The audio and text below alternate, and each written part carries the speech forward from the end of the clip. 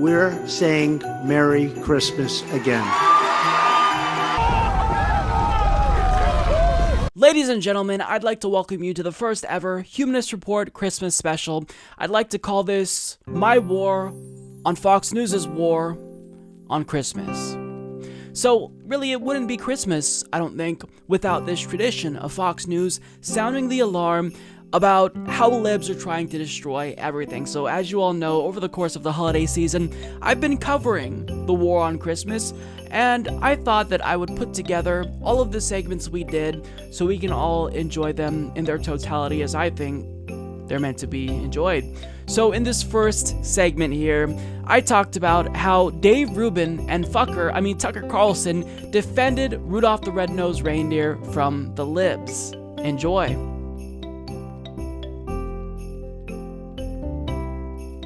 It is officially my favorite time of year. It's the Christmas season, and specifically for those of you who don't live in the United States, this is when us liberals team up and we launch an all-out assault on the holiday. At least that's what Fox News and Republicans want you to think, but in actuality, we're celebrating just like everyone else. I mean, I've got the hat, I've got my ugly Christmas sweater, and I've got the tree just for this segment. But nonetheless, Fox News has been sounding the alarms for years now about how liberals want to ruin Christmas. The evidence being that liberals think people should maybe say Happy Holidays instead of Merry Christmas, or that Starbucks changed the color of their cups to red. And this year, to no one's surprise, it's absolutely no different. So this time, we're going to hear from Coke sellout Dave Rubin, who's going to join the chorus of idiocy by going on Tucker Carlson's show on Fox News and discussing how libs are ruining Rudolph now. Even Rudolph. Is nothing sacred? Dave, as I'm watching that, all of a sudden I had this kind of panic feeling and thinking, maybe I fell for an elaborate, ironic prank from HuffPo, and then I realized no, because they don't have a sense of humor. I mean, but reassure me, this is real, right? Tucker, very quickly on the last segment, I swear to you, I thought you were the highest paid man in television. I am shocked, and I'm gonna, I don't get paid for these appearances, but I am going to mail you a check for somewhere between $15 and $20. Okay, that aside, I appreciate yes, that, Dave. this is, yeah, you got it, my friend. Listen, these puff piece of Huffington Post. I mean, look, these pieces that these authors, whatever they are, journalists that they write. These are not pieces of journalism. It's so much easier to destroy than to create. If you're watching Rudolph the Red-Nosed Reindeer and think it's about racism and misogyny and the patriarchy and the rest of it, well, you can find that stuff everywhere. If you look back at anything, and that's what people really need to understand when these pieces come out, and then you start looking at something that you used to love or that used to have a wonderful message about the holiday and giving and being accepted and all of those things, that they're trying to take that away from you. And it's not like they stop with one thing, right? They find something, they kind of destroy that, and they'll move on to everything else that we love. So, eventually they'll move on to sitcoms that we love, whether it's Seinfeld for, doing something they've done, or Friends or whatever else it is. They'll go for cartoons. They've gone for Bugs Bunny. I mean, they will literally go for a sunset. Think of whoever's watching this right now, think of something you love that brings you a sense of peace and decency, and they will somehow link it to the patriarchy and the rest of their politically correct nonsense. And we need to realize that, as I said earlier, it's easier to destroy than create. Well, and that's what the they're smartest. just going to keep doing. And I think what we have to do is create. That's such a smart point. What are we creating? What is being created in this moment of destruction right now? Do you make me feel better? Well, that's what I'm worried about. Yeah, well, that's what I'm worried about, because there is some legitimacy that some of the things happening in the country and in the world should be destroyed at some level. Look, we've got major problems in academia. We've got major problems in the media. We want some change. I agree. Absolutely. So we want some change, but anyone can burn anything down. And the question is, we've put up so much goodness in the world. The United States and Western world has put up so much goodness related to freedom. We live in the freest country ever. We can do whatever we want in this country. And if your job all day long is to write pieces that actually destroy the stories that we're built on, and then don't offer an alternative. I mean, that's the thing. They never offer an alternative. Or if they do, it usually is about power to the state, which is actually dystopian, not utopian. So that's what we have to watch out for. And, it's unfortunate because they write these things, and then, guys like us, we feel like we have to respond to them because we don't want people being brainwashed. But I'm glad that we did, because you just issued a challenge, I think, to the rest of us, which is create. We need to create more. Let's create, man. Let's create. So just watching that, you might instinctively feel as if what you just saw was nothing more than stupidity in action and being broadcasted to millions of Americans, but it gets dumber as you get more of the context. I assure you of that. Now, what's great is that the notion that elements of this cartoon could somehow be problematic was so absurd to Tucker that he was worried that he was somehow being duped by, quote, an elaborate or ironic prank from HuffPost, until he realized that couldn't be the case because, quote, they don't have a sense of humor. Well, we're going to see why he's wrong about that in a minute, because the actual article they're talking about was not meant to be taken seriously. In fact, it wasn't even an article or an editorial at all, so he's wrong. But I want to get to what Dave Rubin says here, because he really makes this argument that nothing really is sacred anymore to these goddamn liberals. They're going to ruin everything. They're going to look for misogyny and homophobia and white supremacy where it doesn't even exist. I mean, something as benign as a cartoon can't possibly be problematic, can it?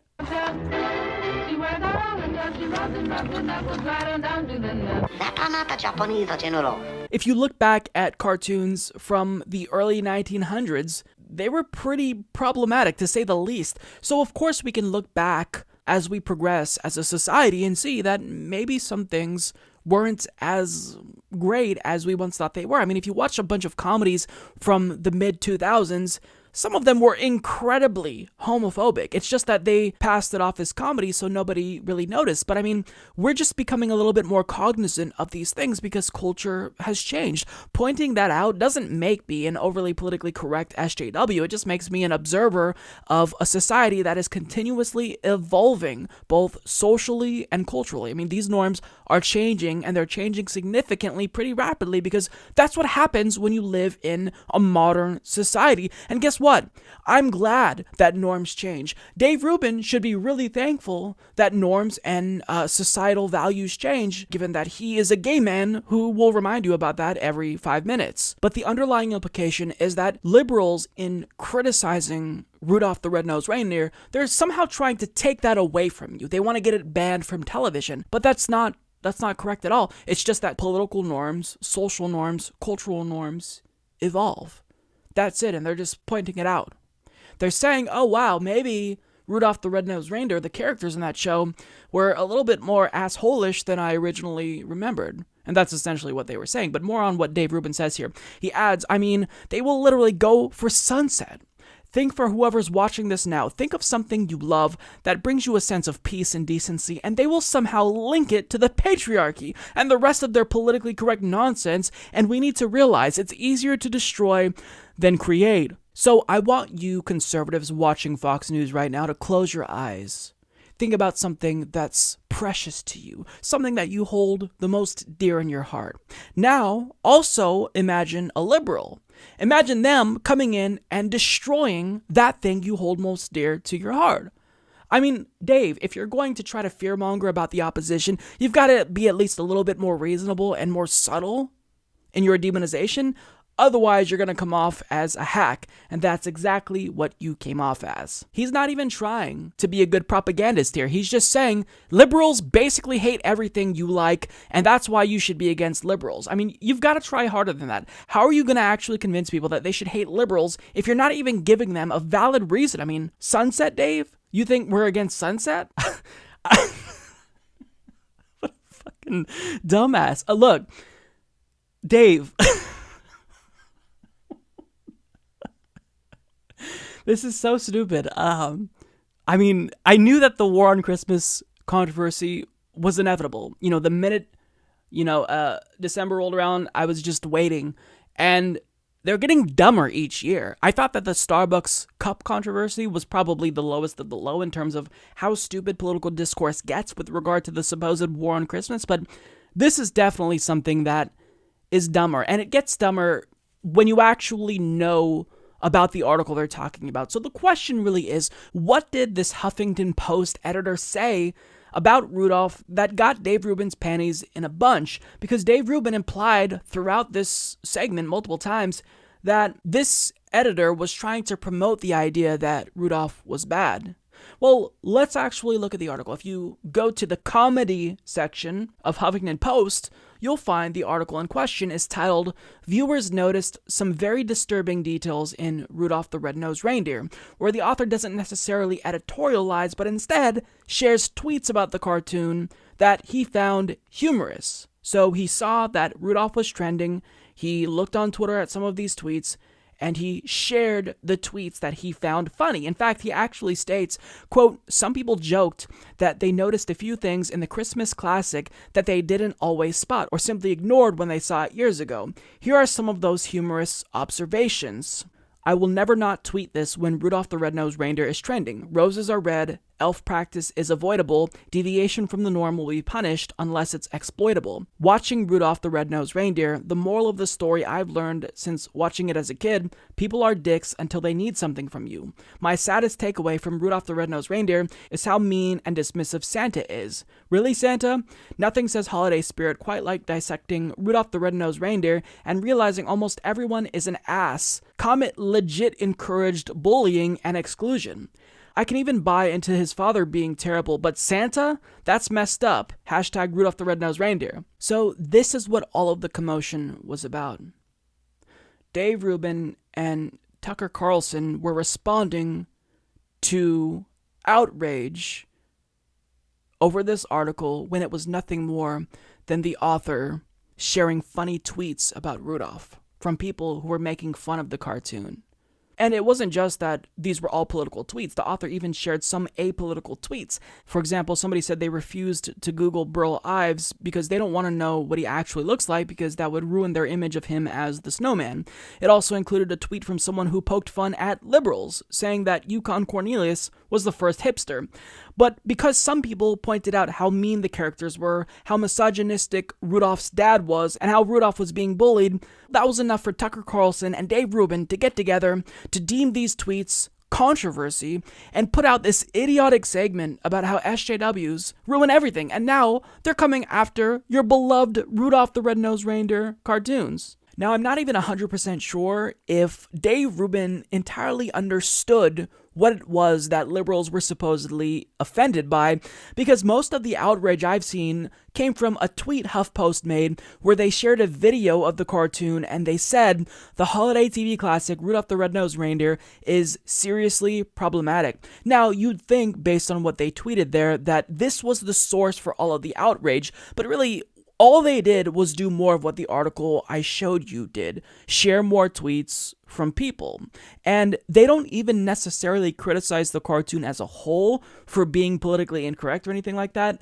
They just simply go on to say what we all kind of thought when we watched it again, that the characters were a lot shittier than we may have remembered as children. So it was kind of a narrative criticism. It was a critique of the characters, not the cartoon as a whole. And there were some specific examples that they pointed out, like how Clarice's dad was bigoted towards Rudolph because he didn't want his daughter to be seen in public with a reindeer with a red nose, and some people speculated about whether or not this was a parable for racism and interracial dating, which honestly doesn't seem too far off to me.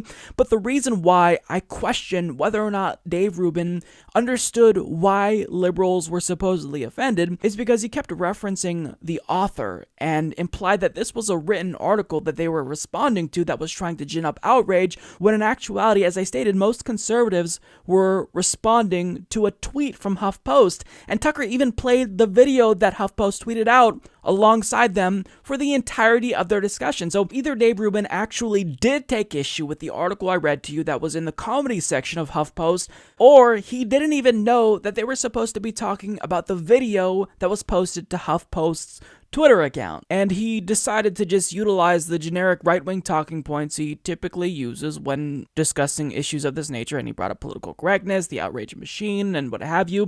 Regardless, he didn't even respond to a specific example of supposed outrage, which leads me to believe he's just jumping on the bandwagon here when he clearly doesn't feel passionate or give a shit about this issue at all. And understand the irony here. They're the ones who are saying liberals look for controversy and everything, but here they are looking for controversy where there was none to be found. And their agenda is crystal clear.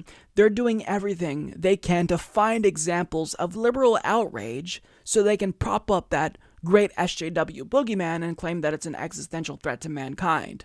That's what they're trying to do. Meanwhile, their side, the side they do propaganda for, actually does pose a real existential threat to mankind.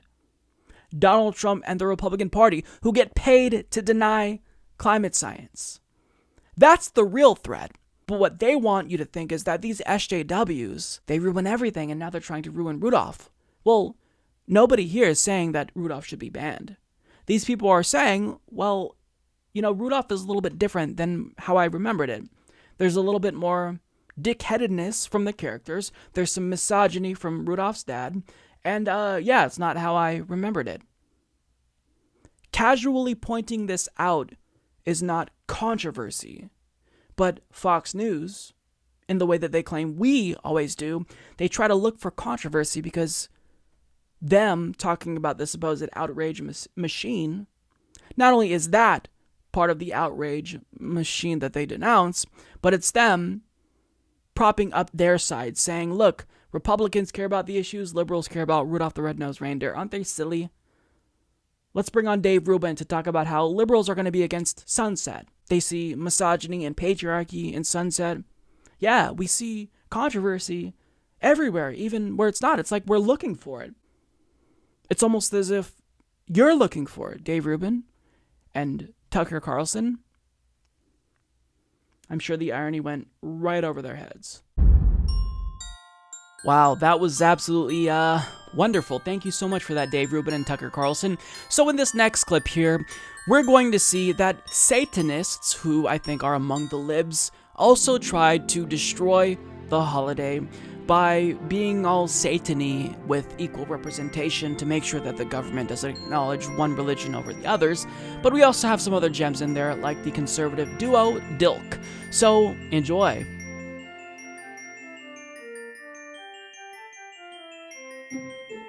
I made fun of Fox News for sounding the alarms about the so-called war on Christmas, but this week, I'm kind of eating my own words because I think they may actually be onto something. There may actually be a war on Christmas. And I found evidence that there's a war on Christmas myself because I walked into a department store looking for the cassette tape version of NSYNC's Home for Christmas, and it was nowhere to be found. I could find it everywhere when I was a kid, but all of a sudden, it is nowhere to be found, which is evidence that things have changed, which is evidence that there's an all-out assault on Christmas, ladies and gentlemen. Now, I don't think you need any more evidence, because I think that that alone, that anecdotal example, confirms beyond a shadow of a doubt that there is a war on Christmas. But if that wasn't enough, then Fox News is going to have another example for you. This year in the state of Illinois, in the Capitol building in Springfield, they now have added a Satanic statue to its official holiday display between a Christmas tree and a menorah. The sculpture, funded by the Satanic Temple of Chicago, depicts a hand holding an apple with a snake wrapped around it. Is political correctness taking over the Christmas season? Joining us right now to weigh in is the host of the Mike Slater Show. Mike Slater joins us from San Diego. Mike, what do you think about the fact that the Satanic group has put this particular piece of art next to a Christmas tree and a menorah? Yeah, you know, Steve, with this story in particular, I used to get really outraged by this, but right now I feel sad. I feel sad for them. They're so deceived. I think this is a sign of how prosperous we are here in America, where these people don't think they need God, and they get their kicks out of mocking God. They get their kicks out of mocking this religion and mocking Christmas in general. But I'll tell you, it's not going to affect my walk with God. It's not going to affect what happens inside my house. It's not going to affect what I teach my kids and the Bible. So I just feel sad for these people. A friend of mine just got back 2 days ago, got back from a Middle Eastern country. and he had to go to underground churches where they had one Bible, and truly, if they got caught, they would be killed. So people over there aren't worshiping Satan openly. So it's a shame that Americans here are abusing the freedoms here when they could be worshiping God. Hang on a second, because I think we really need to take a moment to dissect what Steve Doocy is saying here, because he talks about the Satanic Temple statue and how outrageous it is, and then he asks the question, is political correctness taking over the Christmas season? Wait, aren't you the one who's being too politically correct? Seeing that you're the one who's outraged by something? Why is it that when liberals are offended by something, we're being too politically correct, but when conservatives are offended, it's still the liberals who are being too politically correct? I don't think that it works that way, Steve, and if it does, then it shouldn't. You should realize that there's a double standard there, but nonetheless, Mike Slater joins the conversation to talk about how appalled he is. In fact, he doesn't even have words. He's so upset by this that he doesn't even know what to say. He used to get outraged by this, but now he's just sad for us. Sad for us atheist Satan worshippers. I think that was the implication. But specifically, he says, I used to get really outraged by this, but right now I just feel sad for them. They're so deceived. I think this is a sign for how prosperous we are in America, where these people think they don't need God, and they get their kicks out of mocking God. Hail Satan 666. Well, if you knew anything about politics and economics and income inequality, you'd know that people, generally speaking, aren't that prosperous. It's the elites who are taking all the wealth. And these elites get coverage by the network that you're on, Fox News, but that's a whole nother rabbit hole. What he says here is that we are mocking God. No, there is religious symbols on public property, so if you're going to give them representation, then you also have to give representation to other religions that you view as more unorthodox, including Satanism. And what they don't get is that the Satanic Temple is trolling them. If there is some type of statue like the Ten Commandments on public property, well then what the Satanic Temple does is make a constitutionally sound argument and get their own version of a statue put up. And it's absolutely great because Fox News walks into this trap every single time.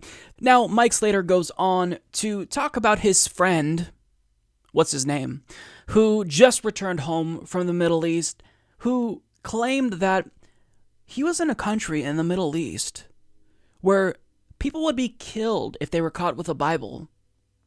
Okay, we're going to need more details, because for one, if this country is as totalitarian as you say it is, I doubt your friend would want to go there. Second of all, is it Saudi Arabia? Because this sounds the most like Saudi Arabia. Now, what's this guy not telling you? Well, not only would they kill you if they caught you with the Bible, they'd also kill you for being an atheist, or gay, or a Satan worshiper. But he didn't want to tell you that. He conveniently left that part out because it wouldn't fit into his Christian persecution complex narrative, but he goes on to make the most ridiculous point ever about how we're actually abusing the freedom we have because we're not using it to worship God. But isn't that the whole point of freedom? You can do what you want, and we can do what we want. You can worship God, and we can worship the devil.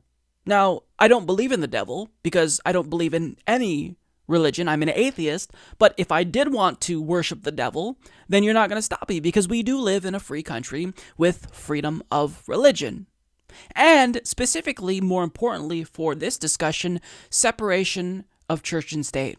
So if you're going to expect representation for your religion on public property, then expect Satanists to get representation as well. But this example doesn't necessarily lend too much credence to the claim that there's a war on Christmas, because it's just not a very compelling example. The Satanists are also celebrating Christmas, albeit in their own way. So Tucker Carlson is going to come in and give us another example that he found, a really obscure example that he found to demonstrate that the war on Christmas isn't as laughable as liberals want you to believe. Well, the war on Christmas is totally fake. They always tell you that on TV. But it's also underway again and got off to a hot start last week with the left launching a new offensive against Rudolph the Red-Nosed Reindeer. Now the war machine is opening up new fronts faster than we can keep up, but we're trying. An elementary school principal in Nebraska has banned a whole swath of Christmas-related items from his school. That would include Christmas trees, elves, Santa, and red-green color combinations. How about candy canes? Are they allowed? No. They're banned too. Why? Because they're in the shape of a J, which represents Jesus. Mark Stein is an author and columnist. He joins us tonight. I just want to say again, the war on Christmas is not real, Mark, so stop talking about it, you right-wing Fox guy. Yeah, entirely fictitious. Yeah. Okay, I'll bite on that and go back a couple of centuries, Tucker. The separation of church and state, when the founders came up with it, it's basically that they didn't want President Washington being the head of the Church of America as the Queen is head of the Church of England. That's it. They didn't want the Archbishop of Virginia sitting in the Senate as the Archbishop of Canterbury sits in the House of Lords. And like a lot of sane concepts, it's metastasized into something utterly insane. Okay, so was it just me, or did that last guy sound exactly like Kyle Kulinski's impression of elitist snobs? Oh! Bow your head to the wonderful John McCain, good sir. Don't you know that this is how Americans want you to act? Please show the establishment the respect it deserves. Thank you very much. The resemblance is uncanny. It really struck me when I first heard him talk because it sounds exactly like Kyle. I think Kyle should collect royalties from this guy because that is very, very similar, eerily similar. So basically, to get to the segment itself, Tucker Carlson is pushing back against us, pushing back against him, pushing back against the war on Christmas. And he has evidence that there's a war on Christmas because he found one example from one school in one area in the country. So because you found one example of someone doing things you deemed anti-Christmas, well, apparently that's it. You can wash your hands. You found evidence that there is, in fact, a war on Christmas. Do you really want to play this game, Tucker?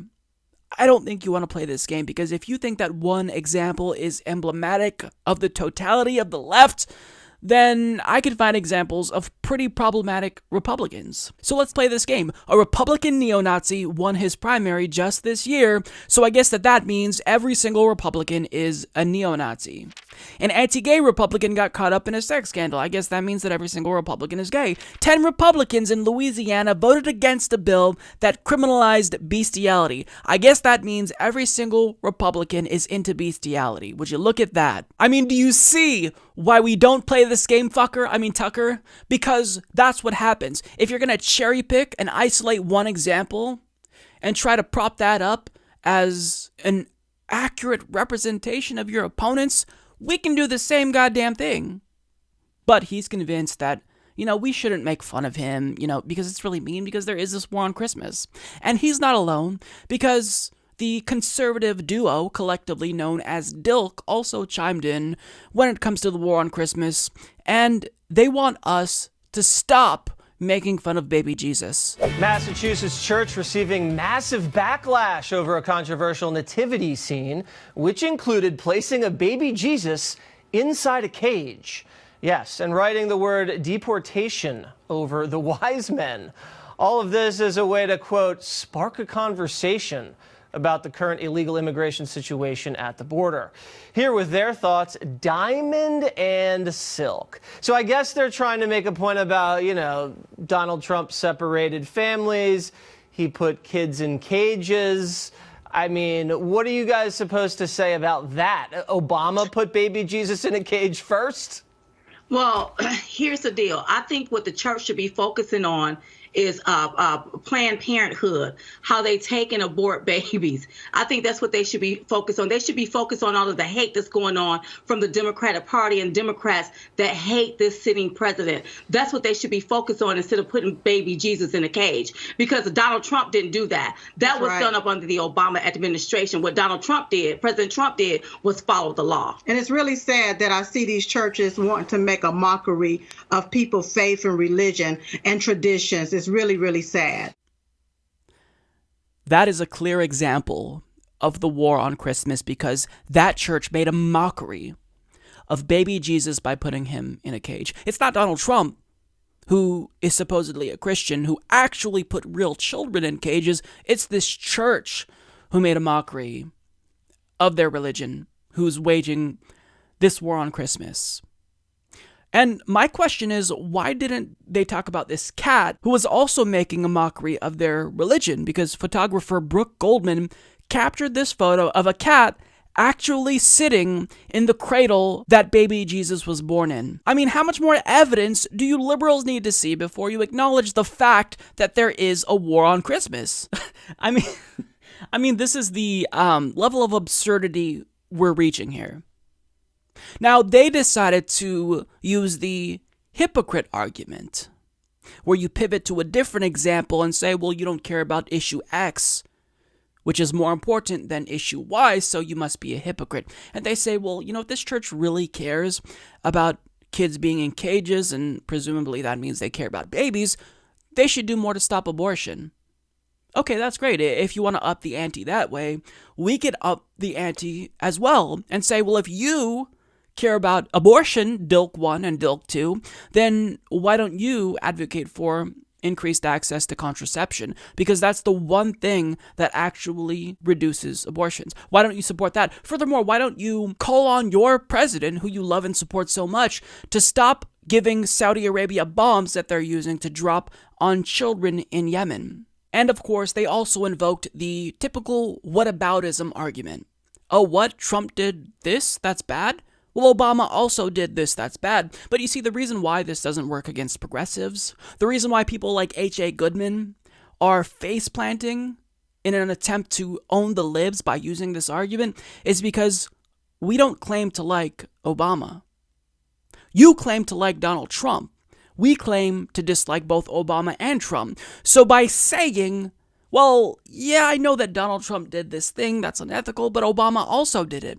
Well, if you dislike Obama and he did something that Trump is now doing, then shouldn't it just logically follow that you dislike Trump for doing what Obama did? I mean, it doesn't make sense to me. This is why whataboutism doesn't necessarily make for a compelling argument, because you're pointing out the flaws in someone the left supposedly supports in order to validate what Donald Trump is doing, but really, it should logically follow that you stop supporting Donald Trump because he's doing what the president who you don't like is doing. But I don't want to get too far off topic here, because the point is that there's a war on Christmas, or at least Fox News wants you to think that there's a war on Christmas. And if there's any example anywhere in the country, no matter how insignificant it is, you can count on Fox News to find it and exploit the shit out of it for political gain.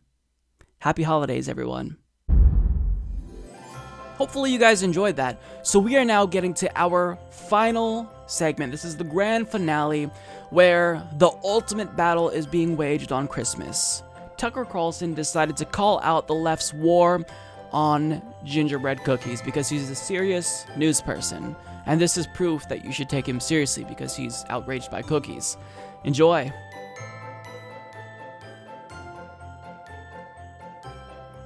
One of my favorite things about the holiday season is all of the different types of cookies we get to eat, because my mom usually makes these really bomb peanut butter balls, and I also love sugar cookies. In fact, I went out of my way to make my own sugar cookies, and no, this isn't prepackaged dough. I did it myself, and I decorated it, and even if it's a little bit burnt, and it looks like a 4-year-old did it, I still made my own holiday trees, which I'm very proud of.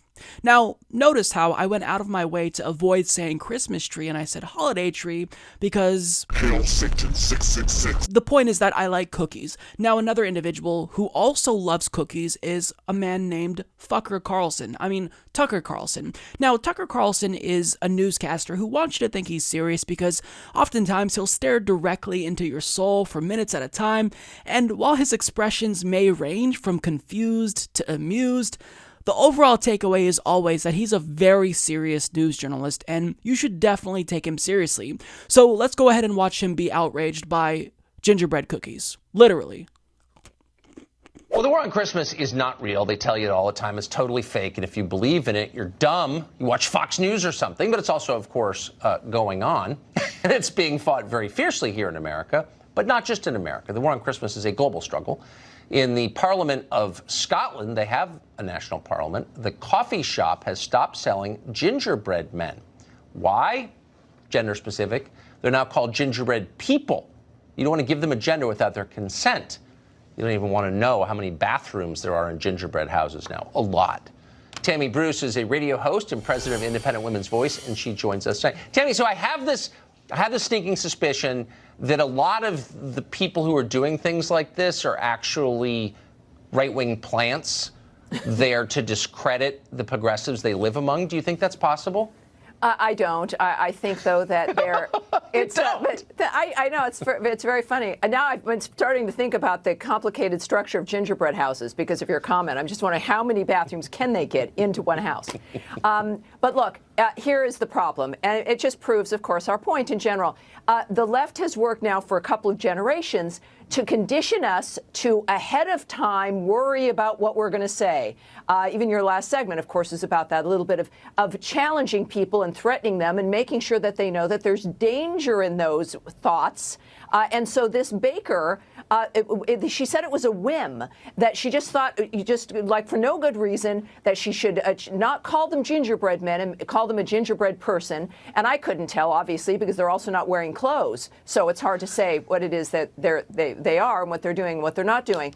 But she said she was also shocked by the response. And that's the good news, Tucker, is that this is in again, Scotland, the United Kingdom, and the backlash. She was apparently shocked that people were really upset about this. And I contend, after a series of, living your entire life being kind of bullied into what you can and cannot say and presumptions that you're bad people, that it can be the smallest thing that tips you over the edge. That's the tipping point. And in this case, it's, calling gingerbread men a gingerbread person when obviously they're men. Well, so maybe the lesson is that the rest of us shouldn't participate in our own spiritual neutering, and that we should at every step along the way say, I'm not complying with that. That is I'm sorry. correct. Call HR on me. I'm not doing it.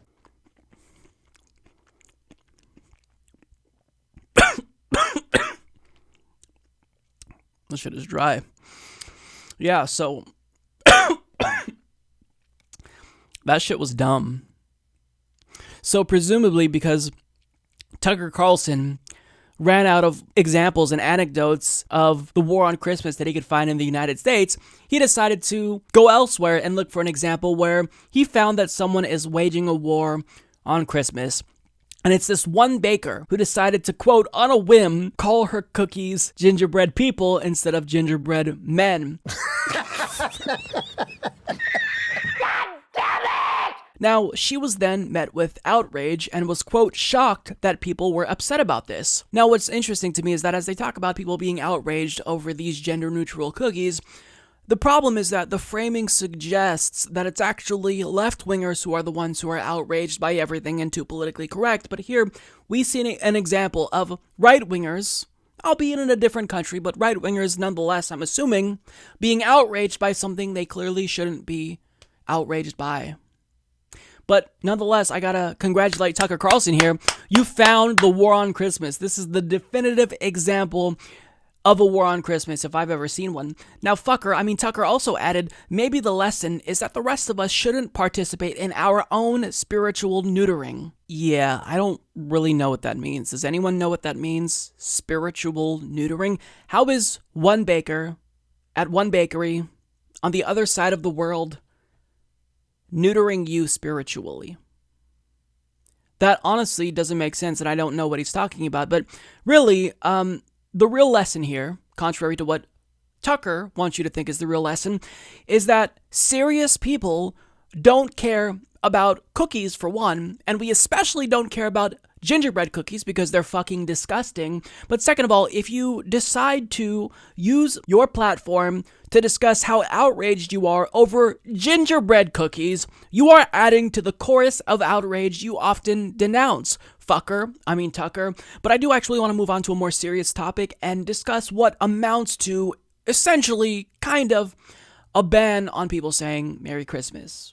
Now, if you haven't heard of that, well, you're probably not alone, but the idea is that we're not allowed to say Merry Christmas anymore, and things have just gotten out of hand in terms of political correctness. Now, Dennis Prager of PragerU, which is not a real university, by the way, decided to rerun a video that he released in 2016 as an ad in 2018 and talk about why we're no longer allowed to say Merry Christmas. The change from wishing fellow Americans Merry Christmas to wishing them Happy Holidays is a very significant development.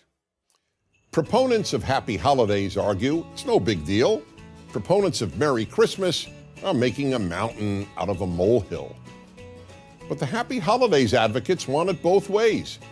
They dismiss opponents as hysterical, but at the same time, in addition to replacing Merry Christmas with Happy Holidays, they have relentlessly pushed to replace Christmas vacation with winter vacation and Christmas party with holiday party. So then, which is it? Is all this elimination of the word Christmas important or not? The answer is obvious. It's very important. That's why so much effort is devoted to substituting other words for Christmas. And these efforts have been extraordinarily successful. In place of the universal Merry Christmas of my youth, in recent decades I have been wished Happy Holidays by every waiter and waitress in every restaurant I have dined, by everyone who welcomes me at any business, by my flight attendants and pilots, and by just about everyone else. When I respond, "Thank you, Merry Christmas," I often sense that I've actually created some tension. Many of those I wish Merry Christmas are probably relieved to hear someone who feels free to utter the C word, but all the sensitivity training they've had to undergo creates cognitive dissonance. Now, as someone who actually has worked in the service industry, my experience is completely different than what Dennis Prager is describing. Because I was never told by my boss to say Happy Holidays instead of Merry Christmas. I said Happy Holidays on my own accord because Happy Holidays is technically more correct since we're celebrating multiple holidays, Christmas, New Year's. But I can tell you from firsthand experience that I actually encountered more difficult people when I said Happy Holidays as opposed to Merry Christmas. Do you understand what I'm saying? There was more outrage when I said Happy Holidays as opposed to Merry Christmas. In fact, I distinctly remember one customer kind of leaning in and telling me, "Look, you don't have to say Happy Holidays. I'm not down for that politically correct bullshit. Merry Christmas to you, man." And I remember thinking, wow, he actually thinks that he's telling me something profound. This idiot must be a Fox News viewer. But the point is that if you say Merry Christmas in America, well, you're going to get in trouble, according to Dennis Prager. But the problem is that by saying that you can't say Merry Christmas, these Republicans and conservatives are kind of fucking up their own narrative because once Donald Trump was elected, well, apparently he saved Christmas, but now all of a sudden, since they're rerunning this ad again in 2018, we're not allowed to say Merry Christmas again? So which is it? Because Republicans ran this ad just last year. Thank you, President Trump. Thank you, President Trump, for letting us say Merry Christmas again. Okay, so this is getting really confusing. At first, I thought we weren't supposed to say Merry Christmas, but since Trump was elected, now we can say Merry Christmas again finally and not have to worry about going to jail for saying Merry Christmas. But all of a sudden now, there is still a war on Christmas, but Trump saved us from the war on Christmas. I'm confused. It just doesn't make any sense. But I think I'm confused because I'm too much of a lib cuck. And I just can't understand what these conservatives are saying because they have facts and reason and logic, and all I have is well, none of that. So I think that if I truly want to embrace Christmas, then I do need to join the chorus of people who are fighting the war against Christmas, because I personally, I've said it before, I love Christmas. I've got the tree here specifically for this segment. But if I truly want to embrace Christmas, then I feel as if I have to do what these conservatives are doing, and I also need to fight against the war on Christmas, and I've got to cherry pick my own anecdote to demonstrate just how much of a war is being waged on Christmas. So just give me a second. I'm going to go ahead and search the web here for an example of the war on Christmas. Oh, already found one. The Trump administration is canceling annual White House Christmas party for press. Holy shit, this is serious now. You're telling me the man who supposedly saved Christmas is now joining liberals to wage a war on Christmas? There really is a war on Christmas. If Trump is doing it, then as a liberal, since everything Trump does is bad, there must be a war on Christmas. I've got to tell Tucker about this. Tucker, look, I found an example of the war on Christmas that you are not going to believe. The individual who is ruining Christmas is Donald Trump. He's a mole. He said that he was in favor of Christmas. Tucker? Tucker, do you hear me? Tucker! It seems like he's stuck, like he can't move or something, like he's unable to break out of the Tucker stare. It seems like the news that Donald Trump is also joining the war on Christmas caused some type of cognitive, what's the word I'm looking for again? Cognitive dissonance. Cognitive dissonance. Thank you, Dennis. So look, I think that the only way we're able to describe just how robust the war on Christmas is and how bad it's gotten now that Donald Trump is also waging a war on Christmas is if I bring in someone else, because I can't do this alone. So I'm going to introduce you to Humanist Report correspondent on the war on Christmas, Hot Dad. Hot Dad, can you please fill us in and tell us how bad it's gotten? Waking up on Christmas morning and something's changed. Gunfire bombs dropping, earth shaking, our country's ablaze. Peter has taken away the reindeer and the sleigh has been replaced by a Prius. I just don't think it's okay. So much less room for presents. The car is smaller than the sleigh. There'll be a dearth of joy. We've got to do something now. The war on Christmas, recruiting soldiers for the war on Christmas. The ringing jingle bells, a holy mission. Throw mistletoe strikes in the war on Christmas.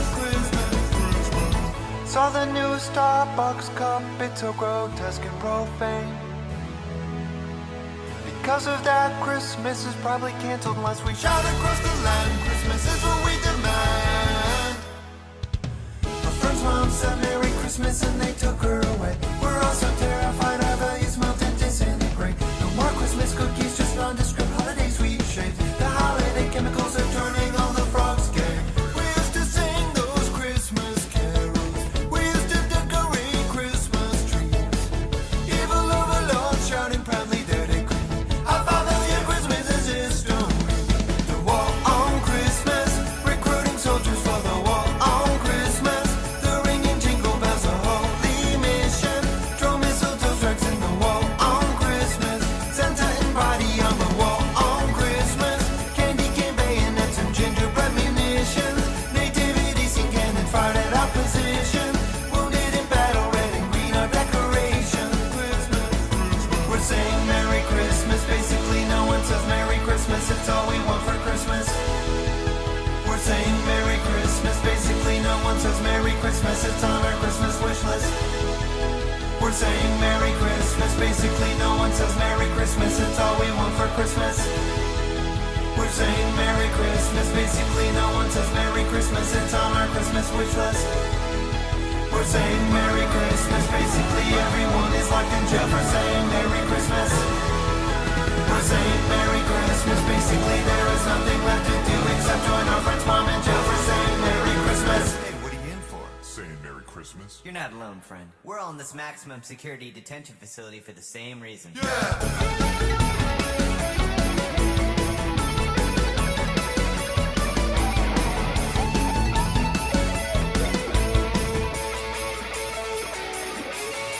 The war on Christmas, recruiting soldiers for the war on Christmas. The ringing jingle bells, a holy mission. Throw mistletoe strikes in the war on Christmas. We'll lift our voices in the war on Christmas. We'll scream about it to anyone who is listening. We're going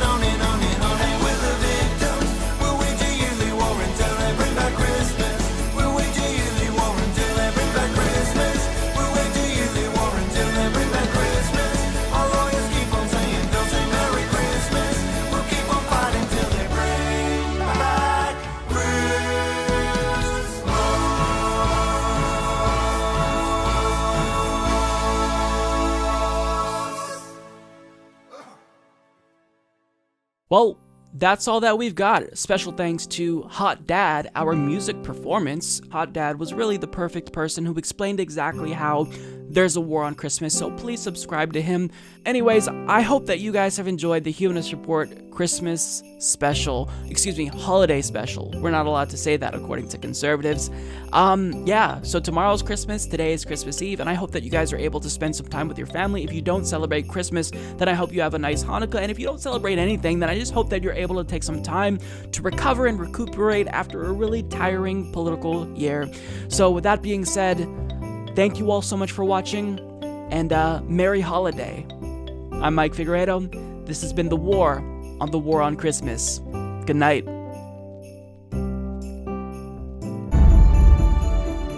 Support this podcast by becoming a patron at patreon.com/Humanist Report.